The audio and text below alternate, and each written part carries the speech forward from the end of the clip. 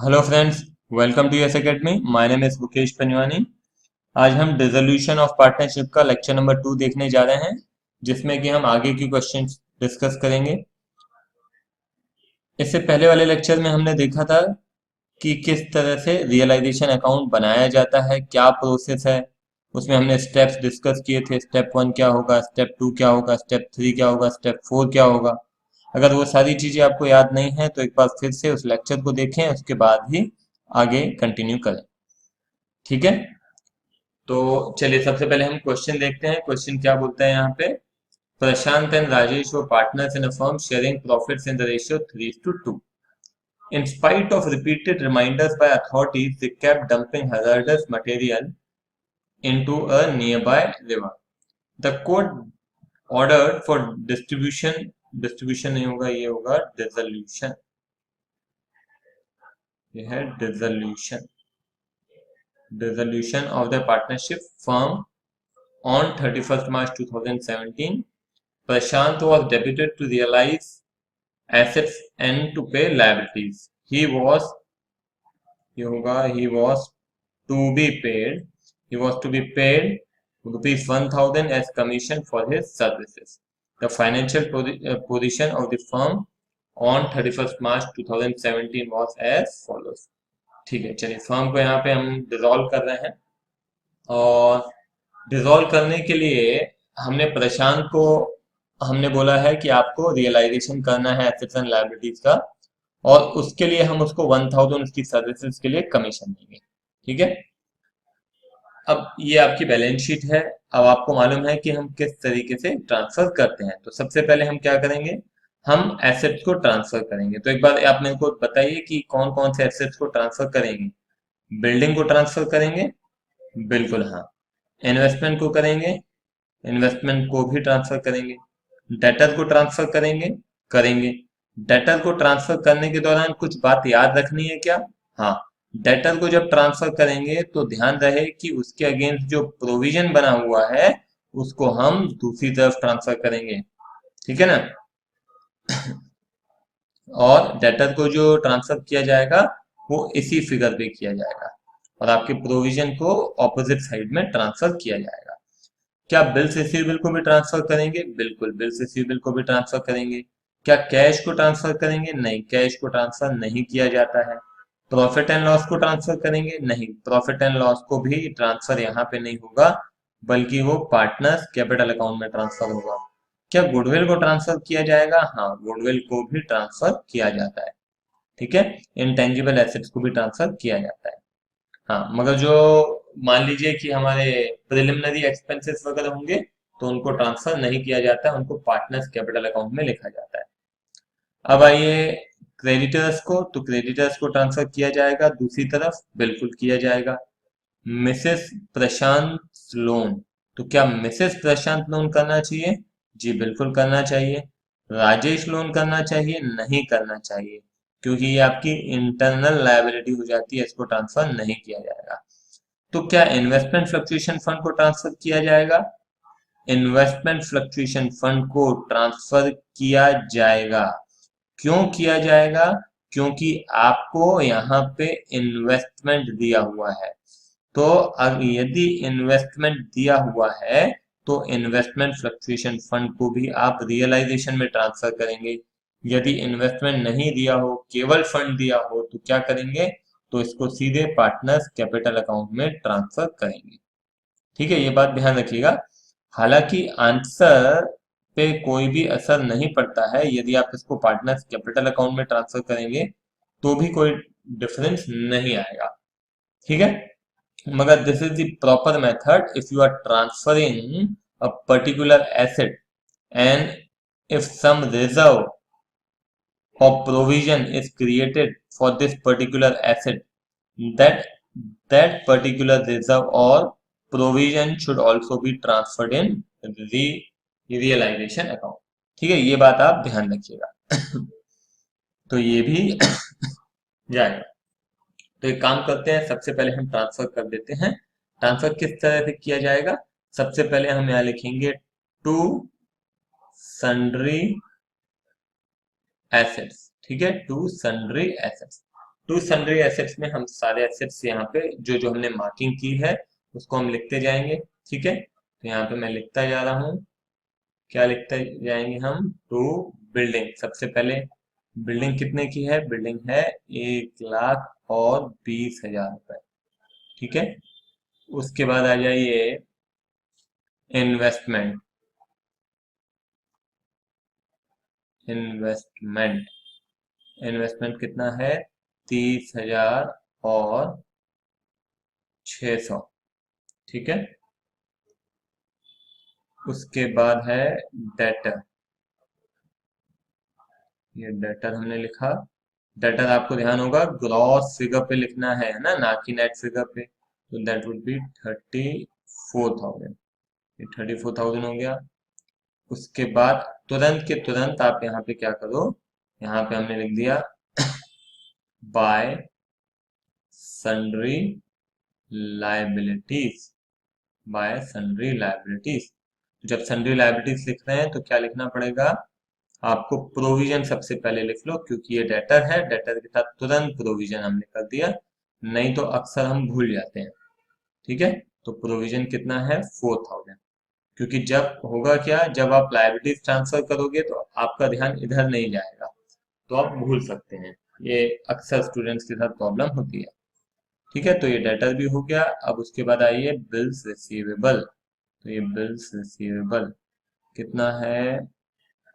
37,400। ठीक है,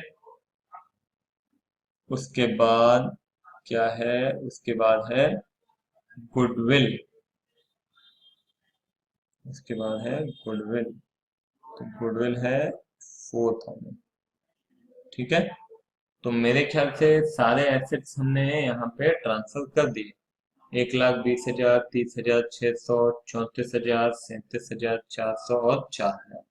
ठीक है ना, सारे कर दिए जो जो हमको करने चाहिए थे। इसका टोटल करते हैं 1,20,000 प्लस 3,600 प्लस 34,000 प्लस 37,400 प्लस 4,000। तो ये टोटल आ जाता है 2,26,000। तो आपने क्या करना है, इसका जो टोटल है वो आपने यहाँ लिख दिया 2,26,000 बराबर है। 2,26,000 हमने यहाँ पे ट्रांसफर कर दिया। अब प्रोविजन हम यहाँ पे कर चुके हैं। अब और लाइबिलिटीज हम ट्रांसफर करते हैं। सबसे पहले दिख रहा है क्रेडिटर। तो यहाँ चलिए क्रेडिटर। क्रेडिटर कितना है? 80,000। ये हो गया क्रेडिटर 80,000। उसके बाद मिसेस प्रशांत लोन है ना, तो मिसेस प्रशांत लोन कितना है? 40,000। ठीक है, ये हो गया 40,000। ठीक है, ये भी हो गया। राजेश लोन नहीं आएगा क्योंकि वो पार्टनर है। उसके बाद आता है इन्वेस्टमेंट फ्लक्चुएशन फंड। तो इन्वेस्टमेंट फ्लक्चुएशन फंड कितना है? 8,000। ठीक है, क्लियर है। अब इसका भी टोटल करते हैं, कितना आता है? एक हो गया 4,000 प्लस 80,000 प्लस 40,000 प्लस 8,000। ठीक है,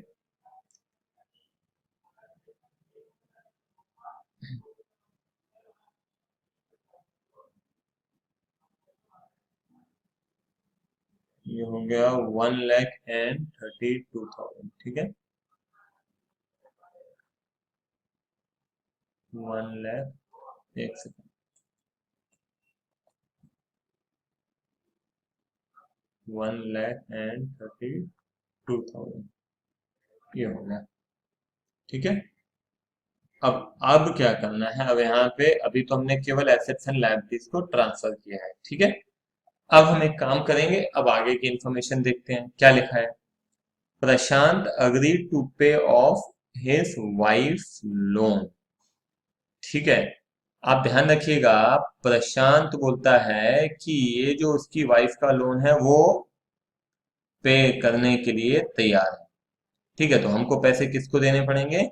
हमको पैसे देने पड़ेंगे प्रशांत को। तो हम यहाँ लिखेंगे टू प्रशांत।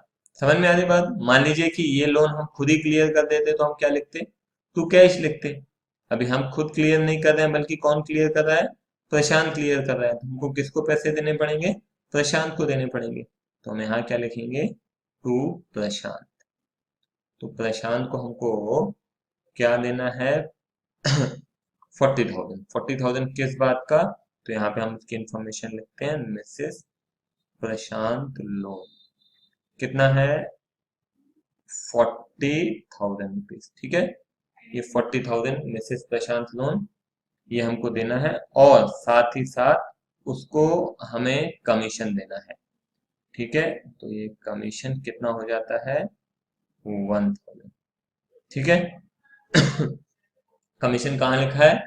कमीशन ये लिखा हुआ है। ठीक है, याद है आपको? ये हमने बोला था कि हम उसको 1,000 रुपए कमीशन देंगे उसकी सर्विसेज के लिए। ठीक है, तो ये भी हमको उसे देना है। उनको जो भी देना है, तो हम क्या लिखा है हमने? To Prashant. क्लियर है ये? भाई दे दिया तो क्या लिखते हैं? To cash. और किसी को देना है तो उसका नाम लिखते हैं हम। यहाँ पे हमने लिख दिया टू प्रशांत। आगे देखें, डेटर रियलाइज 24,000। ये हमारे पास अब ये आपको क्लियर है ना? ये एसेट्स का रियलाइजेशन इस तरफ होता है और ये लायबिलिटीज की पेमेंट इधर होती है। ठीक है ना? तो अब यहाँ पे क्या हो रहा है? आपके पास डेटर जो है, डेटर में से आपको कितने पैसे मिल रहे हैं? 24,000। ये आपका हो गया ना? तो डेटर आपका था 34,000, मगर आपको मिल कितना रहा है? आपको मिल रहा है 24,000। तो हम यहाँ लिखेंगे बाय कैश मिल रहा है, तो यहाँ लिख दिया बाय कैश डेटर 24,000। ठीक है, ये आपका एक एसेट हो गया। ठीक है, आगे Rajesh took away all investment at 27,000। अभी और शायद रियलाइजेशन होना होगा, इसलिए मैं थोड़ी सी जगह यहाँ छोड़ देता हूँ। ठीक है, क्योंकि फिर बार बार कैश नहीं लिखना पड़ेगा, तो इसलिए मैं थोड़ा सा स्पेस यहाँ पे छोड़ देता हूँ। तो यहाँ पे लिख देता हूँ by Rajesh took over all investment. तो हमने यहाँ लिख दिया बाय राजेश। ठीक है, बाय राजेश। राजेश ने क्या ले लिया? इन्वेस्टमेंट। तो हमको राजेश से पैसे लेने हैं। ठीक है, अगर कैश आ रहा है तो हम क्या लिखते हैं? By cash. और यदि कोई दूसरा पार्टनर लेने के लिए तैयार हो जाता है तो उसका नाम लिखना पड़ेगा। तो इन्वेस्टमेंट कितने में लेने के लिए तैयार हो गया है?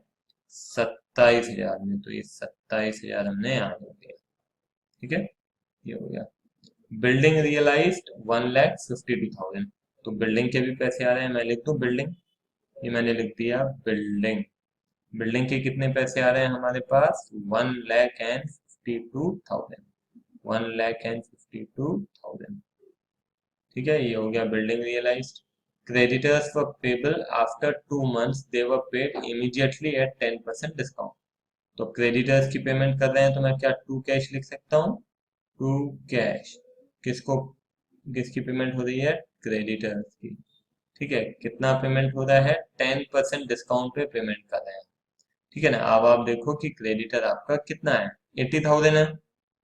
ये 80,000 की पेमेंट करना था, मगर क्वेश्चन बोलता है creditors were payable after 2 months। हमको वैसे तो 2 महीने बाद देना था, मगर हम क्या कर रहे हैं? हम अभी पैसे दे दे रहे हैं।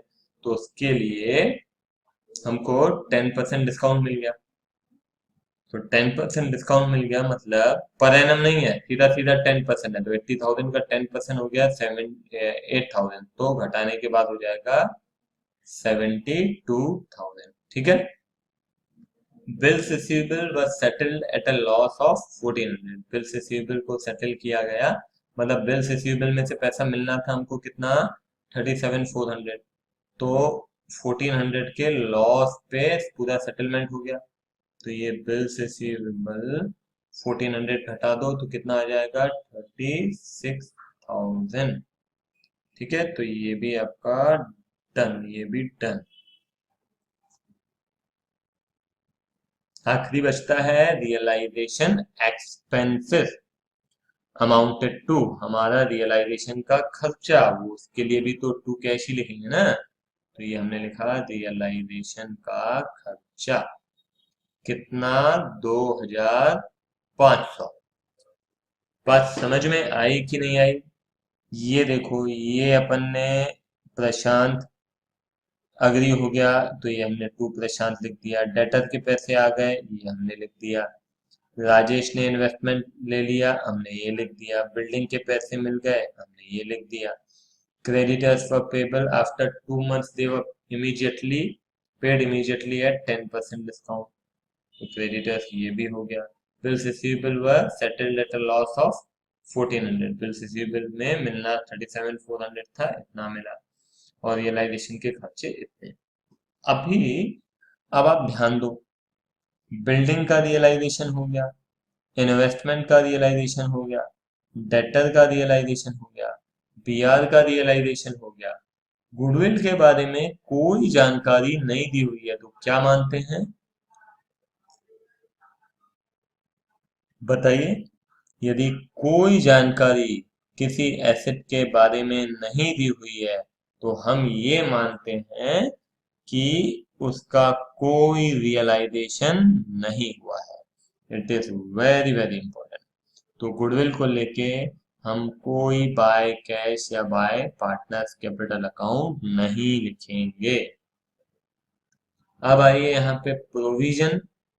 प्रोविजन को लेके कोई जानकारी नहीं दी हुई है, तो कुछ भी नहीं करते हैं। प्रोविजन और इन्वेस्टमेंट फ्लक्चुएशन फंड को लेके कुछ भी नहीं किया जाएगा, क्योंकि प्रोविजन कोई ऐसी लायबिलिटी नहीं है जिसके लिए आपको कुछ पैसा देना पड़ रहा हो।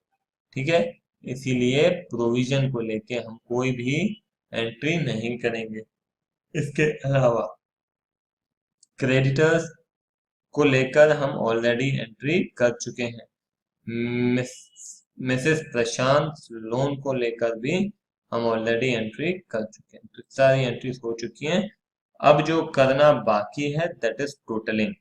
तो ये टू प्रशांत हो जाता है 41,000, बराबर है। और ये टू कैश हो जाता है 74,500, बराबर है। ठीक है, और इधर आ जाइए, तो बाय कैश में कितना हो जाएगा, टोटल करते हैं।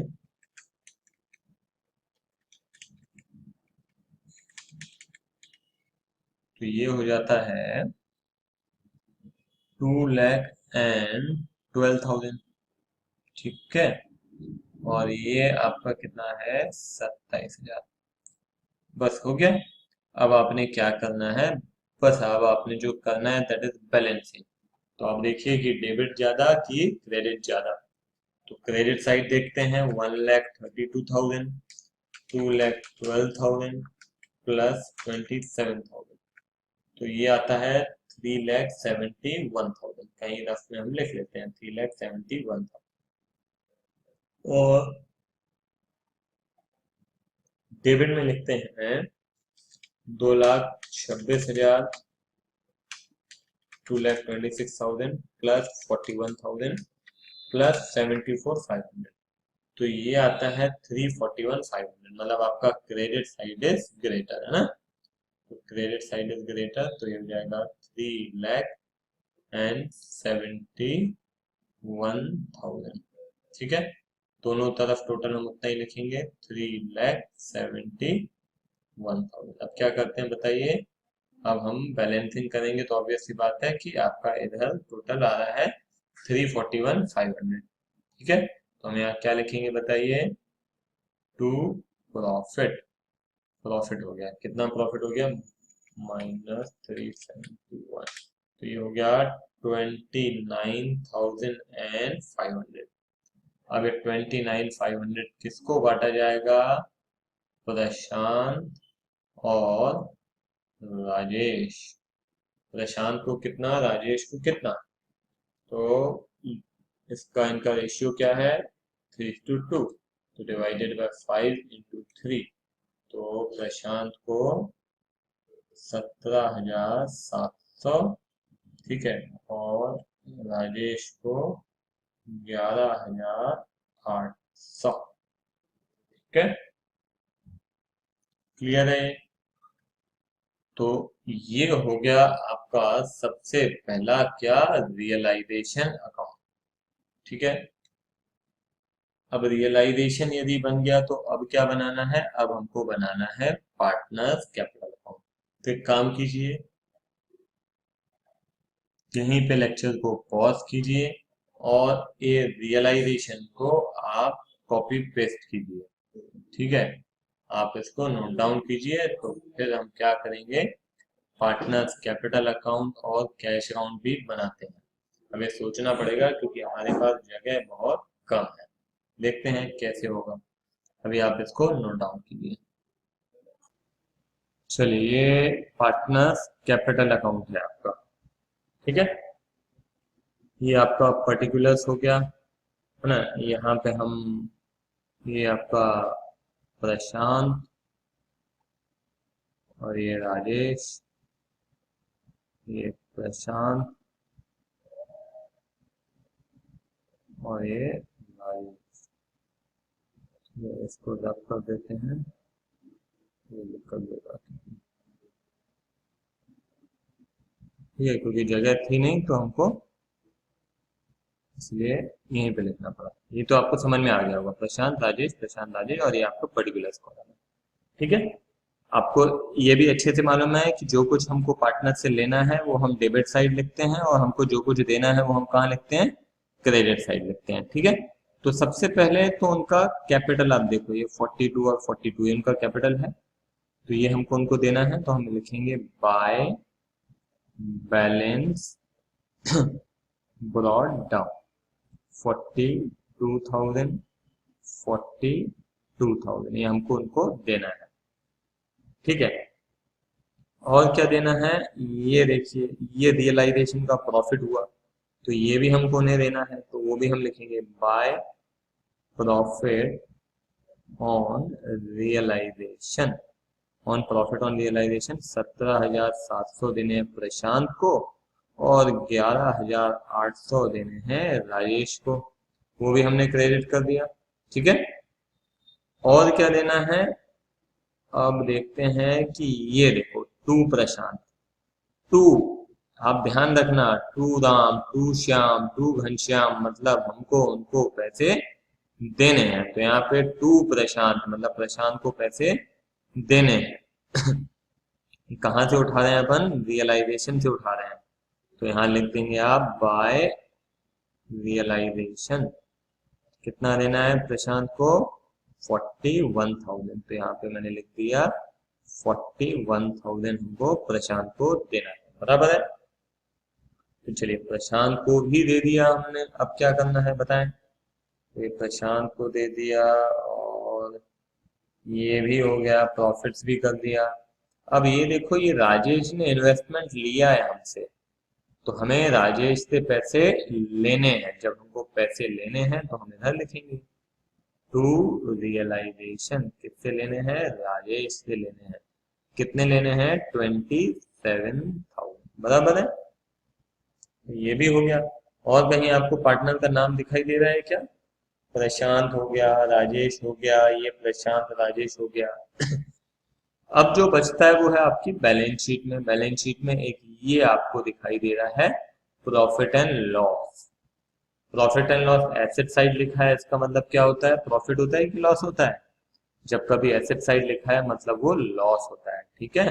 तो टू प्रॉफिट एंड लॉस, तो चलिए टू प्रॉफिट एंड लॉस, इसको बताइए कितना होगा, कैलकुलेट करके करके देखते हैं। क्या रेशियो है इनका, इनका रेशियो है 3:2, है ना, 3:2 ही था। तो इनका लॉस है 8,000, 8,000 डिवाइडेड बाय 5 into 3, तो ये हो जाता है 4800 और 3200, बराबर है, हो गया मेरे ख्याल से। और कुछ बाकी नहीं है, तो अब आपने क्या करना है, अगेन बैलेंसिंग करना है आपको। ये तो साफ दिखाई दे रहा है कि आपका क्रेडिट साइड ज्यादा है, दोनों का क्रेडिट साइड ज्यादा है, डेबिट साइड कम है, ठीक है। तो अब दोनों का टोटल करते हैं, टोटल कितना आता है, 42,000 प्लस 17,700 प्लस 41,000, तो ये हो गया 1,07,000 1,007,000 और इसका टोटल कितना हो जाएगा 53,800 बराबर है। ये हो गया आपका। इधर भी देख लेते हैं तो अब यहाँ भी लिखना यही पड़ेगा 1,007,0053800। तो इधर आ जाएगा टू कैश। कैश क्यों आएगा? क्योंकि अब तो बिजनेस बंद कर रहे हैं ना, हमको इसको देना इतना है, लेना इतना है। तो फाइनली कितना देना था 95,900, तो दे के कर दिया खत्म। ठीक है, इसको भी 42,000 प्लस ये कितना 53,800 हमको देना था और इतना लेना है। तो फाइनली डिफरेंस आएगा दैट विल बी 23,600। तो ये पैसे हमने उनको दे दिए। डन। आई बात समझ में? क्लियर है? बहुत सिंपल है। जो कुछ देना है क्रेडिट, जो कुछ लेना है डेबिट। फाइनली जो बैलेंस आएगा वो पैसे आपने उनको दे दिए। क्यों? क्योंकि बिजनेस बंद कर रहे हैं आप। हो गया। अब फाइनली जो बचता है that is your cash account. ठीक है, लेक्चर को पॉज करो, नोट डाउन करो, तो फिर हम कैश अकाउंट देखते हैं कैसे बनाएंगे। चलिए, अब कैश अकाउंट का भी फॉर्मेट आपके सामने है। सबसे पहले क्या करते हैं, ये आपका ओपनिंग बैलेंस है, तो हमने यहाँ लिख दिया टू बैलेंस ब्रॉड डाउन। कितना है? एक बार मैं रब कर दूं क्योंकि ये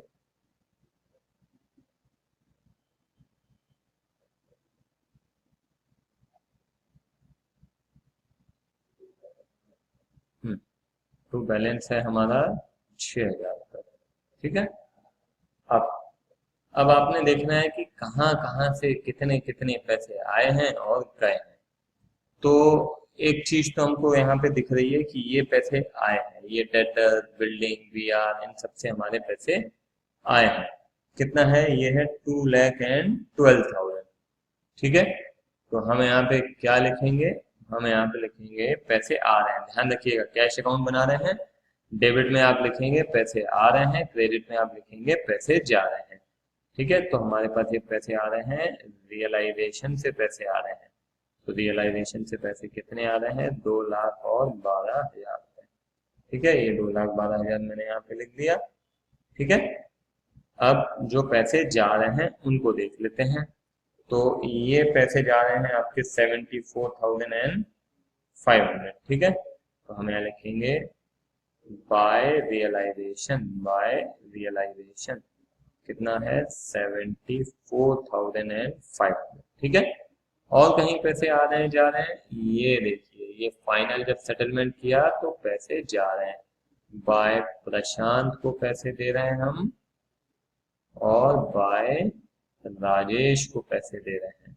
तो प्रशांत को पैसे दिए कितने? प्रशांत को दिए 95,900 और राजेश को दिए 23,600। बराबर है ना? अब दोनों साइड का टोटल जरा करके देखिए कितना आ रहा है।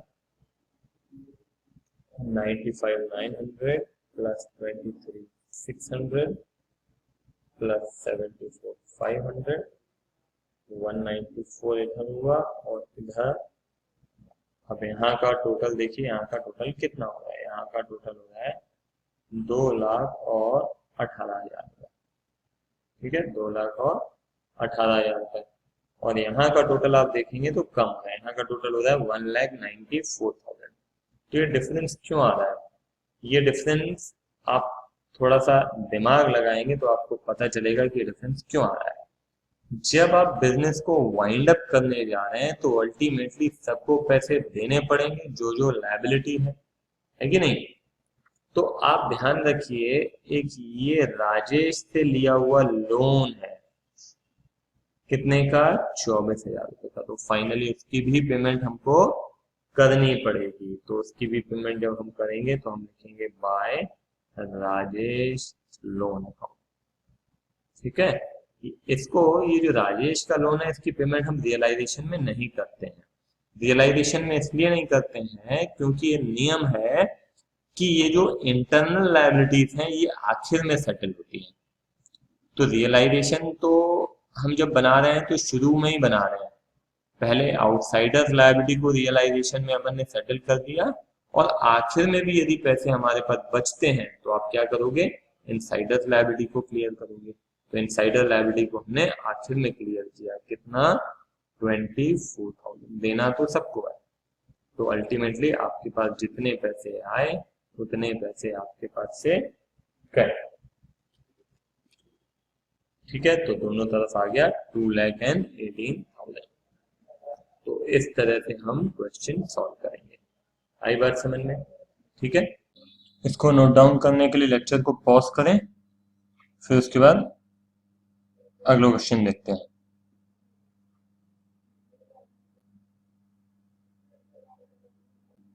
चलिए अगला क्वेश्चन आपके सामने है, देखते हैं, अच्छे से पहले पढ़ लेते हैं। A, S and J were carrying business and sharing profits and losses in the ratio 2:2:1. They dissolved the firm as on 31st December 2016. On that date, the balance sheet was as follows. चलो balance sheet पे आते हैं और नीचे देख लें क्या लिखा है। All assets except cash and investment were taken over by a company for ₹13 lakh. The investment was sold at 2,26,000. Trade creditors were paid 30,90,000, and realization expenses amounted to 60,000. A bill was received from Mr. X worth ₹20,000, which was under the discount. Now, as Mr. X has become insolvent, a dividend of 50% was received from his estate. Prepare realization account, partners capital account and cash account. तो चलो सबसे पहले देख लेते हैं कौन कौन सी चीजें रियलाइजेशन में जाएंगी। तो कैश जाएगा क्या? नहीं। स्पेयर पार्ट्स हाँ, इन्वेस्टमेंट हाँ, डेटर हाँ, लीज होल्ड हाँ, क्रेडिटर्स जाएगा हाँ, रिजर्व फंड जाएगा नहीं, ये सीधे सीधे पार्टनर्स कैपिटल अकाउंट में जाएगा। ठीक है, ध्यान रखना इस बात का। इन्वेस्टमेंट फ्लक्चुएशन रिजर्व को भी पार्टनर्स कैपिटल अकाउंट में भेजते हैं? नहीं। कहाँ जाएगा? रियलाइजेशन में। क्यों? क्योंकि यहाँ पे आपको इन्वेस्टमेंट भी दिखाई दे रहा है, इन्वेस्टमेंट है तो रिजर्व भी रियलाइजेशन में जाएगा। Is it clear? उसके बाद capitals no. Provision for doubtful debt, provision for doubtful debt definitely realisation में जाएगा। बड़ा छोटा सा क्वेश्चन है, तो चलिए एक काम करते हैं। सबसे पहले हम यहाँ पे क्या लिखेंगे, टू सन्ड्री एसेट्स। ठीक है, टू सन्ड्री एसेट्स में क्या क्या आ जाएगा? सबसे पहला स्पेयर पार्ट्स। स्पेयर पार्ट्स कितना है? 3,20,000 है। ठीक है, उसके बाद आइए इन्वेस्टमेंट। इन्वेस्टमेंट है 2,20,000 का। ठीक है, उसके बाद आते हैं डेटर्स। डेटर्स कितना है? 2 लाख रुपए। ठीक है, उसके बाद आ गया लीज होल्ड। लीज होल्ड है 6,06,000 रुपए। अब इन सबका टोटल करते हैं। 3,20,000 प्लस 2,20,000 प्लस 2 लाख प्लस 6,06,000 तो हो जाता है 13,46,000। ठीक है, ये आपका हो गया सन्ड्री एसेट्स। अब एक काम करते हैं, अब हम लायबिलिटी ट्रांसफर करते हैं। तो यहाँ पे आ गया आपका, सबसे पहले लिख लेते हैं बाय सन्ड्री लायबिलिटीज। तो उसमें सबसे पहला आ गया क्रेडिटर। क्रेडिटर कितना है? 4,06,000 रुपए। ठीक है, उसके बाद IFR है 1,60,000 बराबर। उसके बाद प्रोविजन है 10,000। ठीक है, हो गया। तो कितना हो जाता है? 4,06,000 प्लस 1,60,000 प्लस 10,000, तो ये हो जाएगा 5,76,000। ठीक है, ये हमारे लायबिलिटीज भी ट्रांसफर हो गई। अब आगे बढ़ते हैं। लिखा है all assets except cash and investment were taken over by a company. Company ने खरीद लिया कितने में? 13 लाख रुपए में। क्या क्या छोड़ के? कैश और इन्वेस्टमेंट छोड़ के। कैश तो वैसे भी नहीं बेचते हैं, इन्वेस्टमेंट को छोड़ के बाकी सारे एसेट्स उसने खरीद लिए, तो हम लिखेंगे बाय कैश। ठीक है ना। तो बाय कैश में है ना, हम यहाँ लिख देते हैं ऑल एसेट्स एक्सेप्ट इन्वेस्टमेंट। कितने में ले लिया? 13 लाख रुपए में। ठीक है, यहाँ पे अपन ने लिख दिया। और क्या लिखा है? The investment was sold at 2,26,000। तो यहाँ पे हम लिख देते हैं इन्वेस्टमेंट। इन्वेस्टमेंट आ गया आपका 2,26,000। ठीक है, ये भी बाय कैश के अंतर्गत ही आएगा। ठीक है, उसके बाद ट्रेड क्रेडिटर्स व पेड। तो चलिए क्रेडिटर्स की भी पेमेंट कर देते हैं टू कैश क्रेडिटर्स। क्रेडिटर्स को कितना पैसा दे दिया? 3,90,000 रुपए। ठीक है, एंड रियलाइजेशन एक्सपेंसेस, तो ये लिख दिया रियलाइजेशन एक्सपेंसेस। कितना है? 60,000। बराबर है। A bill was received from Mr. X worth ₹20,000 which was under discount। यहाँ तक तो समझ में आ गया मेरे ख्याल से आपको, है ना। ये बाय कैश, यहाँ पे टू कैश। ठीक है, बाय कैश में आपका 13 लाख रुपए ये है, और इन्वेस्टमेंट का भी बाय कैश कितना है? 2,26,000। अब आगे की कहानी है। अ bill was received from mister x worth ₹20,000। Mister x से एक बिल मिला था 20,000 रुपए का, जो कि हमने डिस्काउंट करवाया हुआ था, which was under discount. Discounting का मतलब मालूम है मेरे ख्याल से आपको। हम क्या करते हैं, हमको जो बिल मिला हुआ है उसकी पेमेंट आपको यदि समय से पहले चाहिए तो आप बैंक के पास जाते हैं और बैंक को बोलते हैं कि आप हमको पहले ही पेमेंट दे दो, और पहले पेमेंट देने के बदले में आप भले हमसे इंटरेस्ट ले लो। ठीक है, तो बैंक आपको समय से पहले पेमेंट दे देता है, और समय आने पे जिस व्यक्ति का बिल है उससे पेमेंट ले लेता है। और उसने अगर बिल नहीं पे किया तो फिर पेमेंट किसको करनी पड़ेगी? आपको करनी पड़ेगी। ठीक है, ये क्लास 11th में आपने इसके ऊपर पूरा एक चैप्टर पढ़ा होगा। ठीक है, अब bill was receive from mister x, आपको 20,000 का बिल मिला, जो कि आपने समय से पहले जाके किससे ले लिया? बैंक से ले लिया। ठीक है ना। तो आपको बैंक से पैसे तो मिल गए, मगर अल्टीमेटली हुआ यूं कि जिस व्यक्ति का बिल था आपके पास, है ना, वो हो गया इंसॉल्वेंट। वो इंसॉल्वेंट हो गया, बैंक को तो उसी से पैसे लेने थे। अगर उससे पैसे नहीं मिले तो बैंक किससे पैसे लेगा? बैंक आपसे पैसे लेगा। तो आपको बैंक को पैसे देने पड़ेंगे। ये बात समझ में आ रही है? ये पैसे तो आपको देने पड़ेंगे, तो हम इसलिए यहाँ पे लिख दे रहे हैं टू कैश में बिल डिसऑनर्ड, इसकी आपको पेमेंट करनी पड़ेगी। कितना? 20,000 रुपए। तो 20,000 ये भी आपने पेमेंट कर दिया। अरे बात समझ में। मगर आगे क्या बोलता है? Mister x has become insolvent, a dividend of 50% was received from his state। मगर आपको जब वो व्यक्ति इंसॉल्वेंट हो गया तो उसकी प्रॉपर्टी में से आपको 50% पैसा मिल भी गया साथ ही साथ। तो यदि उसमें से पैसा मिल गया तो ठीक है, मतलब आधा पैसा आपको मिल गया, तो हम यहाँ लिखेंगे बिल रिसीवेबल। बिल रिसीवेबल में से आपको पैसे मिले, मगर कितने मिले? आधे मिले, पूरे पैसे आपको नहीं मिले। तो कितना अमाउंट हो जाएगा? ये हो जाएगा आपका 10,000 रुपये। ये बात समझ में आई आपको अच्छे से? ठीक है, 20,000 रुपये का बिल था, आपसे बैंक पूरा पैसा लेगा। कितना? 20,000 रुपये।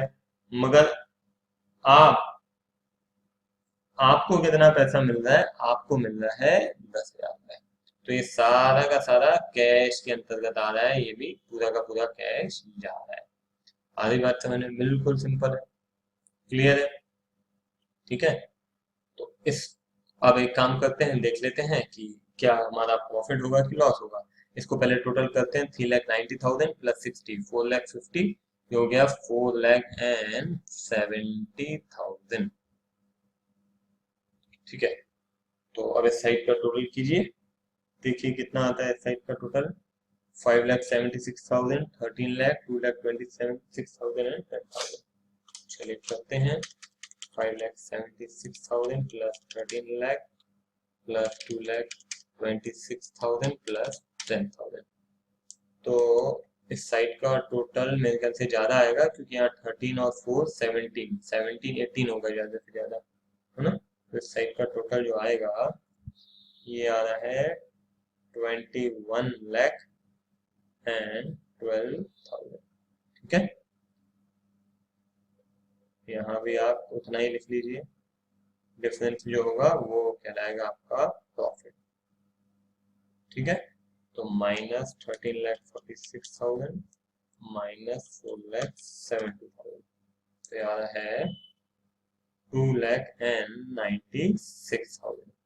ये बांटना है ए एफ जेड के बीच में, किस रेशियो में देखो जरा, 2:2:1।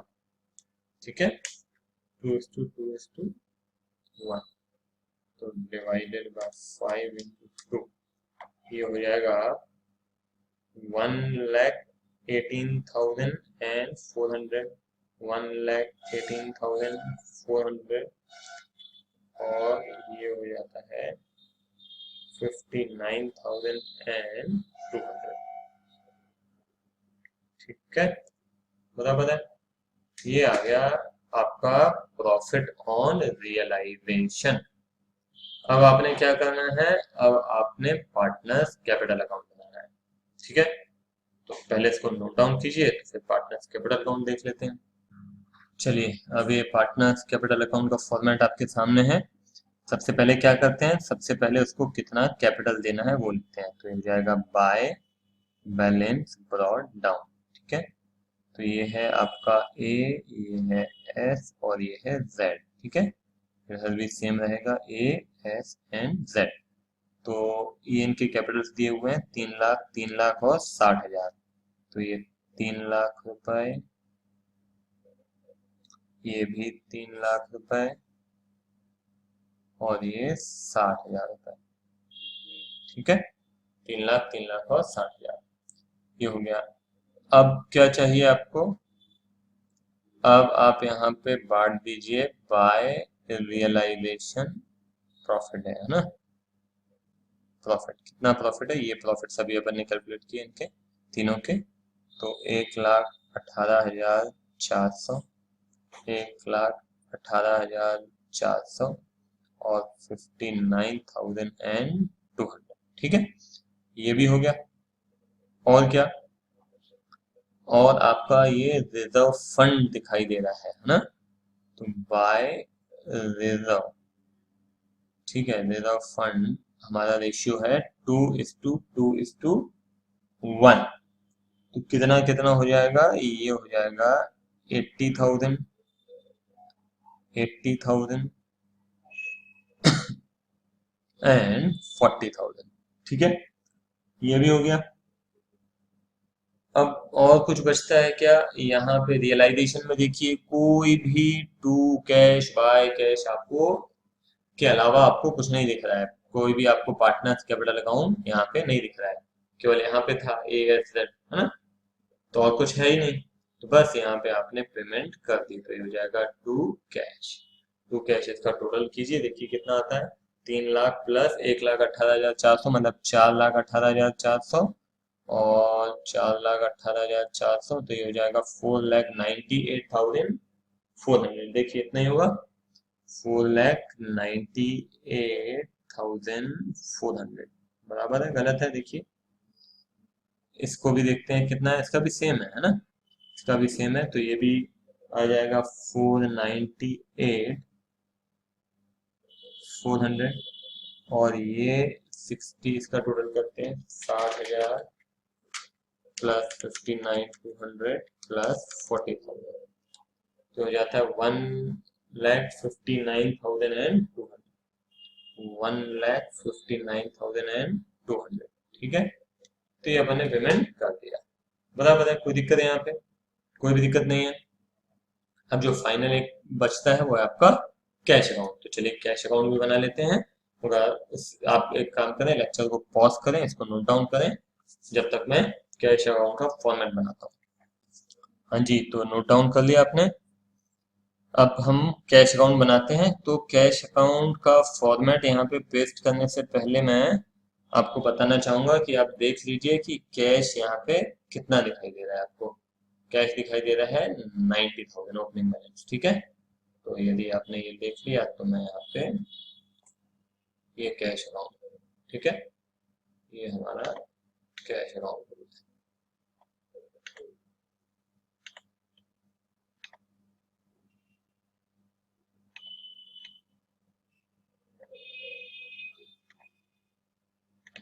तो सबसे पहले हमने लिख दिया यहाँ पे टू बैलेंस ब्रॉट डाउन, कितना था 90,000। ठीक है, 90,000 कैश हमारे पास ऑलरेडी था। अब आप देखिए कि हमारे पास कौन कौन सा कैश आ रहा है और कौन कौन सा कैश जा रहा है। तो ये by cash to cash, by cash मतलब आ रहा है ना। तो कहाँ से आ रहा है, पूरा रियलाइजेशन से आ रहा है, रियलाइजेशन।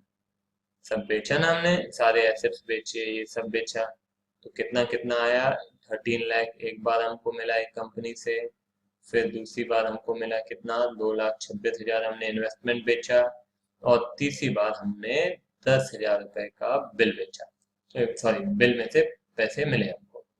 ठीक है, तो ये सारे पैसे हमारे पास आए, और हमारे पास क्या क्या गए ये देखो आप, ये सारे पैसे हमारे पास से जा रहे हैं, तो हम यहाँ लिखेंगे बाय रियलाइजेशन।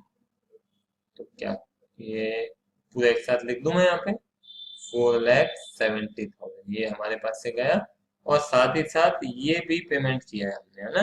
तो हम यहाँ लिख देते हैं बाय ए एस जेड। ठीक है, तो ये जाएगा 498 400, 498 400 और 159 200। ठीक है, तो लिखते हैं 4,70,000 प्लस 498 400 प्लस 498 400 प्लस 159 200। तो इस साइड का टोटल जो है वो आ रहा है 16,26,000। ठीक है, इस साइड का टोटल देखते हैं 90,000 प्लस 13 लैक्स प्लस 2,26,000 प्लस 10,000। इस साइड का टोटल भी आया आपका 16,26,000। ठीक है, डन है। ठीक है, समझ में आया आपको। ठीक है, तो यहीं पे इस लेक्चर को हम खत्म करते हैं। उम्मीद करता हूँ कि आपको समझ में आया होगा। चलिए, बाय बाय। तो इस लेक्चर को मैं यहीं खत्म करता हूँ कि एक क्वेश्चन है, अच्छे से आप खुद से एक बार ट्राई करो, है ना। होमवर्क भी आप कुछ क्वेश्चन ट्राई करके देखिए, पहला दूसरा क्वेश्चन, इसके बाद हम आगे बढ़ते हैं अगले क्वेश्चन। ठीक है, तो फिलहाल के लिए इतना काफी है। Bye bye.